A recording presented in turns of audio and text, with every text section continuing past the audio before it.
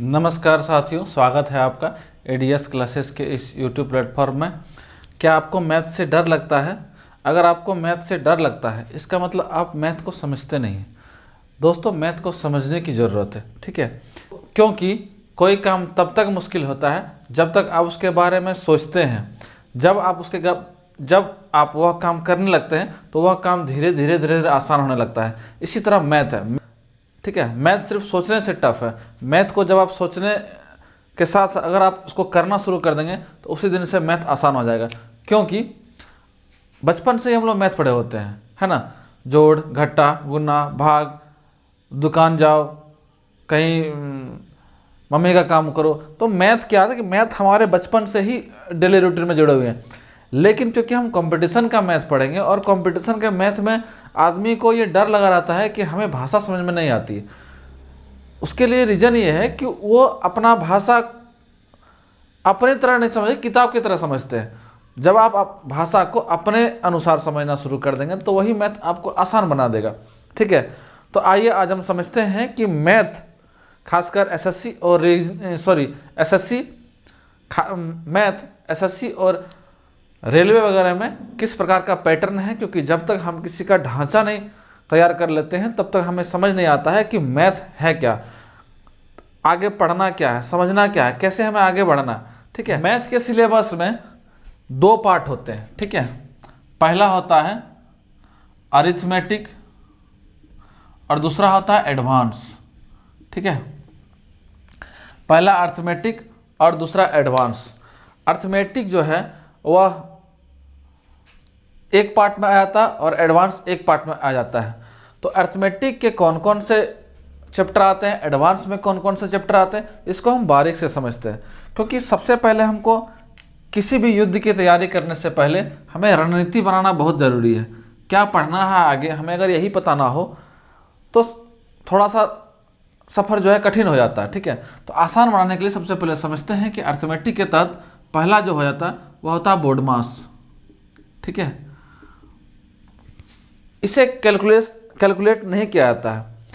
इसके पीछे रीज़न है क्योंकि आदमी इसको पढ़ता नहीं है। ये बेसिक है मैथ का। अगर आप इसे ही नहीं पढ़ते हैं तो आगे चल के आपका सारा मैथ जितना है अरिथमेटिक एडवांस में इसके बाद जितने चैप्टर हैं सब आपके लिए मुश्किल हो जाएगा।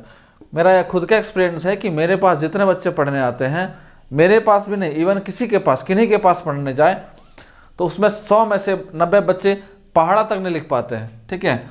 अब बोलिएगा सर पहाड़ा तो सब लिख लेता है। नहीं बच्चे, क्योंकि पहाड़ा जो है सही समय पर लिखना ज़रूरी है। अगर आप 2 से 20 तक पहाड़ा अगर आप 3 मिनट में लिख लेते हैं तो आप समझिए कि आपका पहाड़ा अच्छा है, वरना आपको पहाड़ा नहीं आता है। स्पीड होना बहुत ज़रूरी है। कंपटीशन में सबसे ज़रूरी चीज़ है स्पीड। अगर आपके पास स्पीड ही नहीं है तो आपको बहुत दिक्कत होगी, ठीक है? बोर्डमास के बाद आते हैं हम एलसीएम एचसीएफ। अरिथमेटिक में दूसरा चैप्टर है एलसीएम एचसीएफ। उसके बाद है रेशियो। ये तीनों चैप्टर ऐसा है जिसको पहले पढ़ना जरूरी है। हालांकि आप बोर्डमास को स्किप कर सकते हैं, वह नंबर सिस्टम में भी पढ़ लीजिएगा, लेकिन थोड़ा सा पढ़ना उसके बारे में ज़रूरी है। खासकर आप पहाड़ा, स्क्वायर, क्यूब इतना पढ़ के रखें, ठीक है? तो जब हम चैप्टर की शुरुआत करेंगे तो कल आपके लिए हम आज अभी भी बोलते हैं, शायद बाद में भूल जाए हम। आपके लिए टास्क रहा कि आप 2 से 20 तक पहाड़ा अपने मन से घर में बैठ करके लिखें और कमेंट में यह बताएं कि आपने उसे कितने मिनट में पूरा किया। अगर 3 मिनट से पहले लिख दिया है तो आप समझिए कि आपका स्पीड सही है, वरना आपको मेहनत करने की ज़रूरत है, ठीक है? रेशियो के बाद चौथा नंबर आता है एज, ठीक है? एज, पार्टनरशिप,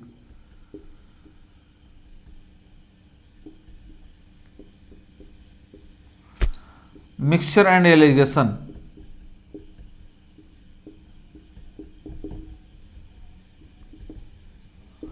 ठीक है? Mixture and alligation. और एक आता नंबर सिस्टम। नंबर सिस्टम खैर एक अलग ही चैप्टर है, इसे हम छोटा नहीं कर सकते हैं। नंबर सिस्टम बहुत बड़ा चैप्टर है।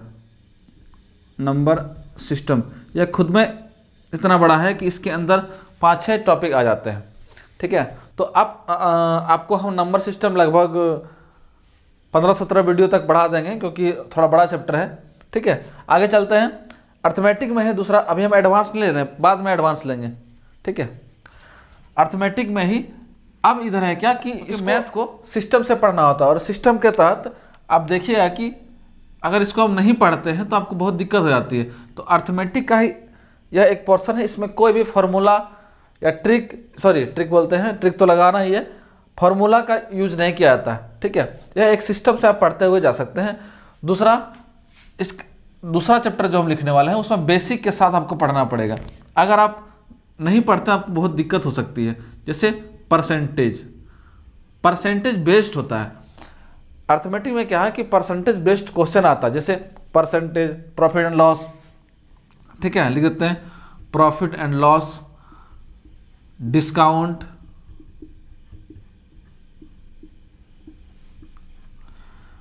सिंपल इंटरेस्ट,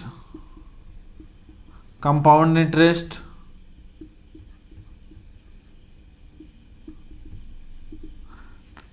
यह एक सिस्टमेटिक वे में है, ताकि आप परसेंटेज के बाद profit loss, discount, SI, CI पढ़ लीजिएगा, तो परसेंटेज के माध्यम से ही आपका सारा सॉल्व हो जाएगा, ठीक है। आगे चलते हैं।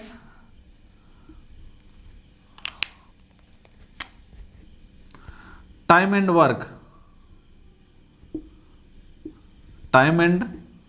वर्क, जैसे परसेंटेज के बेसिस पर आप 5 चैप्टर सॉल्व कर सकते हैं, उसी तरह टाइम एंड वर्क के बेसिस पर आप आगे के चैप्टर सॉल्व कर सकते हैं। तो टाइम एंड वर्क, उसके बाद pipe and cistern, pipe and टंकी, इसको हिंदी में बोलते हैं। उसके बाद time, speed and distance, TSD. उसके बाद ट्रेन, ठीक है। उसके बाद बोट एंड स्ट्रीम,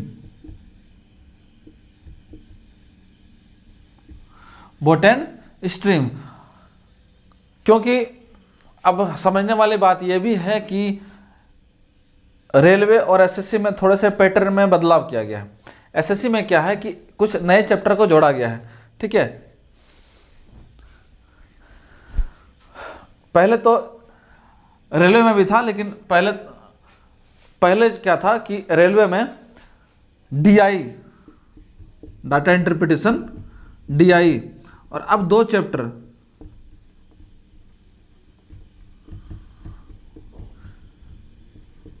स्टैटिस्टिक्स, इनकी सांख्यिकी, और एक प्रोबेबिलिटी, प्रायिकता। इसके लिए घबराने की जरूरत नहीं है, क्योंकि हम हमेशा से इसको पढ़ते आए हैं। मैट्रिक 11, 12 हमेशा से इसको पढ़ते हुआ है, ठीक है। भले इसको आप एडवांस में भी रख सकते हैं। मैट्रिक के बाद अब हम एडवांस के चैप्टर को देख लेते हैं, ताकि हमको पूरा समझने में आसानी हो, ठीक है। तो एडवांस के बारे में हम यहां लिख देते हैं।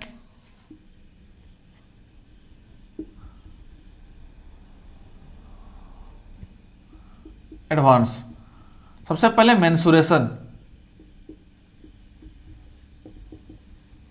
Mensuration, algebra, geometry,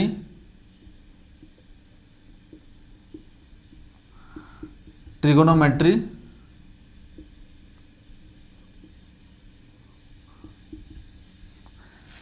height and distance,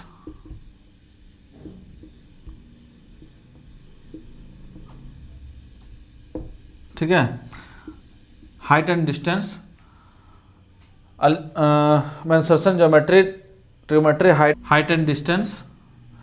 उसके बाद लगभग हो गया है, ठीक है। लगभग इतने ही चैप्टर छूटे हैं, लगभग इतने ही चैप्टर एडवांस में इंक्लूडेड है, जबकि मेंसुरेशन में आपका 2 पार्ट आ जाएगा। इसमें आपका 2D भी आ जाएगा, 2 डायमेंशनल, और 3D भी, 3 डायमेंशनल, ठीक है। क्षेत्रफल और आयतन आधारित प्रश्न जो होते हैं उसको आप बांट कर लिख सकते हैं। अभी फिलहाल इतना ही है, ठीक।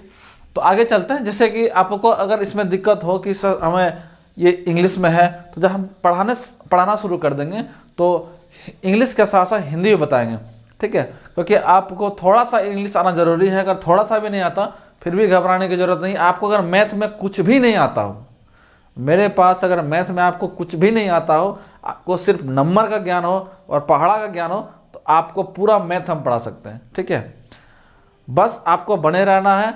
आपको इस बात को समझना है कि जैसे ही हम पढ़ाएं, हम जो टास्क दें उसको घर में ही करें।